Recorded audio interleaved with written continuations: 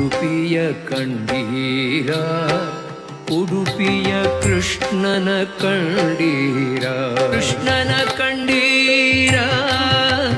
ಕೃಷ್ಣನ ಉಡುಪಿಯ ಕಂಡೀರ